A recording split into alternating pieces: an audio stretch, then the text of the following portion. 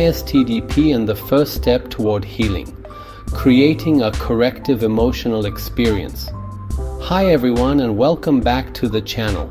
Today I want to talk about something fundamental in the process of psychotherapy, especially within ISTDP. The very first step we need to take in order to facilitate a corrective emotional experience. Why is this first step so important? Dr. Habib Davanloo emphasized that we shouldn't rush into doing therapy before the patient is actually ready.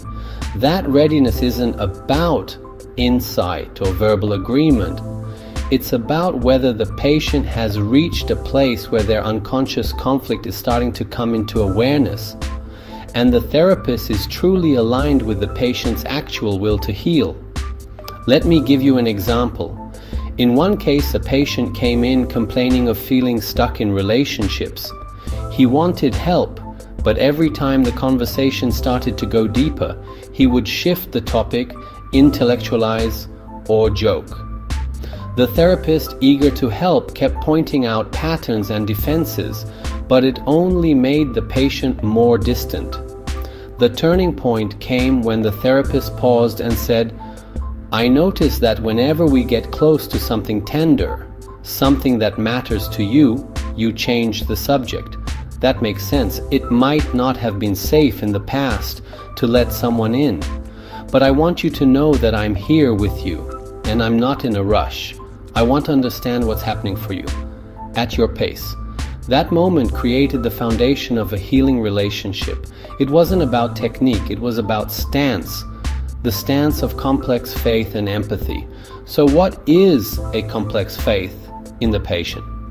It means understanding the patient's resistance, their attachment trauma, and the origin of their patterns, while at the same time holding steady faith that they have, even if buried deep.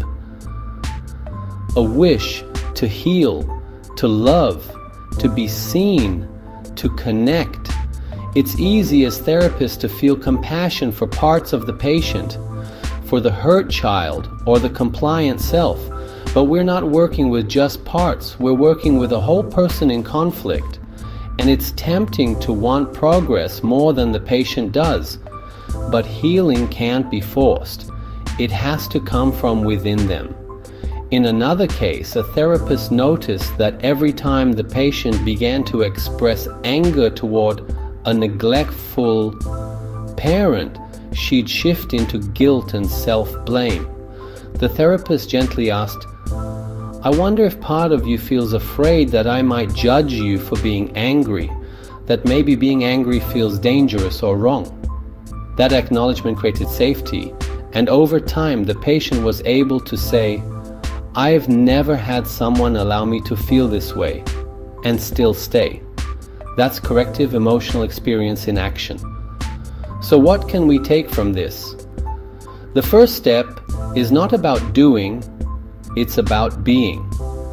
Being with the patient in a way that allows a new kind of relationship to form, one where they can be whole, conflicted, messy, and still met with deep empathy and respect.